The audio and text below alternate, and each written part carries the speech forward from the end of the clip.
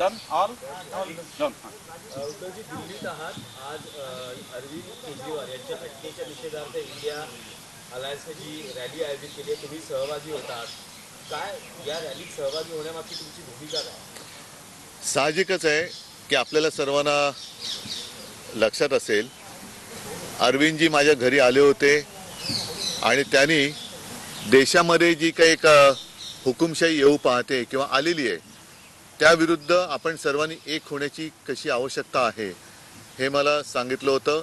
स्वतःहून आले होते, त्यांनी एक पुढाकार घेतला आणि नेमकं निवडणुकीच्या तोंडावरती जसं हेमंत सोरेनजीनं अटक केली, अरविंद केजरीवालजीनं अटक केली, याचा अर्थ असा की हुकुमशाही येईल अशी भीती नाही. आता हुकुमशाही आल्यातच जमा आहे.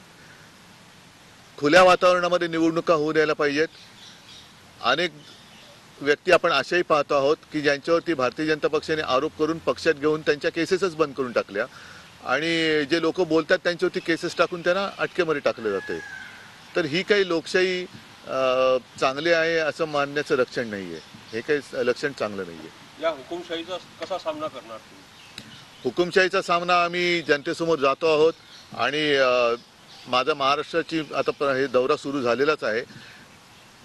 थोडंसं मी वेग हळू केला आहे तो एवढ्यासाठी कारण निवडणुकांच्या तारखा पुढे गेल्या आहे. पण जिथे जिथे जातोय प्रचंड गर्दी मला स्वागतासाठी उभी असते, सभेला गर्दी आलेली असते आणि सगळ्यांच्या मनामध्ये एक उद्वेग आहे, संताप आहे.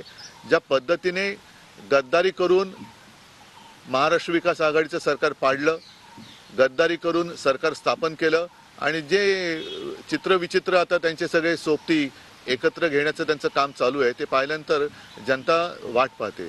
भाजपनं टीका केलेली आहे की हा ठगोंका मेला आहे, ठगोंका मेला आहे अशी टीका केली आहे. हेच आहे ना, आता त्यांच्याकडचे जे ठग आहेत त्यांच्यावरच्या सगळ्या केसेस मागे घेतल्या जात आहेत. त्यांचं बिंग फुटल्यानंतर आता निवडणूक रोख्यांचं बिंग फुटल्यानंतर केजरीवालना अटक झाली कारण त्याच्यामध्ये सगळ्यात मोठा लाभार्थी हा भाजप आहे आणि तो कसा लाभार्थी आहे. त्यांनी अनेक आता हे बिंग फुटले. अनेक अशा कंपन्या आहेत की एक तर त्यांच्यावरती धाडी टाकल्या गेल्या, त्याच्यानंतर त्यांना निवडणूक रोखे मिळाले नाही, तर रोखे मिळाल्यानंतर त्यांना कॉन्ट्रॅक्ट मिळालेले आहे. हे बिंग फुटल्यानंतर लक्ष विचलित करण्यासाठी केजरीवालना अटक करण्यात आलेली आहे. पण एवढं सगळं असूनही महाविकास आघाडीत समन्वय दिसत नाहीये. महायुतीत तरी कुठे दिसतोय? महायुतीमध्ये समन्वय नाही म्हणून महाविकास आघाडीत समन्वय ठेवायचा नाही का? माझं काय म्हणणं आहे की तुम्ही एकतर्फी प्रश्न विचारण्यामध्ये काय अर्थ नाहीये. निवडणूक म्हटल्यानंतर शिवसेना भाजपा युतीमध्ये सुद्धा सुरुवातीच्या काळामध्ये ह्या एक थोडं जागा वाटपाच्या आधी हे प्रकार व्हायचे. पण ज्या पद्धतीने आता हे महायुती आघाडीचं फॉर्मेशन झाले म्हणजे एक असा गोंडस शब्द होता नैसर्गिक काय म्हणायचं त्याला, गठबंधन. आता महायुतीमध्ये आहे ते किती त्याला नैसर्गिक म्हणायचं का?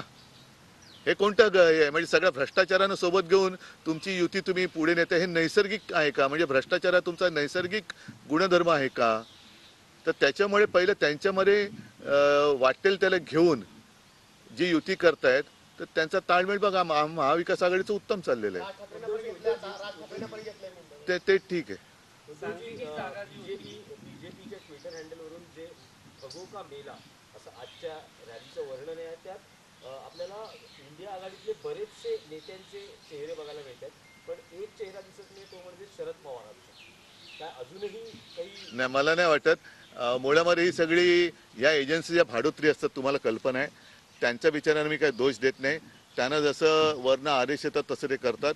बीजेपीची आता एक केविलवाणी धडपड सुरू आहे. खरे ठग कोण आहेत हे निवडणूक रोख्यांचं भांडं फुटल्यानंतर लोकांच्या समोर आलेलं आहे आणि ठगोंका मेळा म्हणजे तुम्ही एक फोटो दिसत नाहीये, उलट त्याच्यामध्ये हे सगळे भाजपाचे फोटो दिसले पाहिजेत कारण ठग ते आहेत. त्याच्यामुळे ठगोंका मेळा हा त्यांच्याकडे आणि राष्ट्रवादी काँग्रेसमधले सगळे मुख्य ठग मग हे त्यांच्याकडे गेल्यामुळे त्यांचा पक्ष आता मोकळा झाला. अजित पवार हे ठग होते, हसन मुश्रीफ ठग होते, प्रफुल्ल पटेल ठग होते आणि हे आम्ही म्हणत नाही किंवा उद्धवजी म्हणत नाही, त्यांनीच म्हटलेलं आहे. हे नरेंद्र मोदी प्रधानमंत्री सांगत होते. हे सगळे ठग त्यांनी तिथे घेतल्यामुळे कदाचित राष्ट्रवादी ठग उरले नसते. त्यांचं काहीतरी गफलत झाली असेल. पण ठग त्यांनी होते, सगळे ठग त्यांनी घेतल्यामुळे आता आम्ही सुद्धा ठगमुक्त झालेलो आहोत. पण भूकंप मुक्त झाला आता.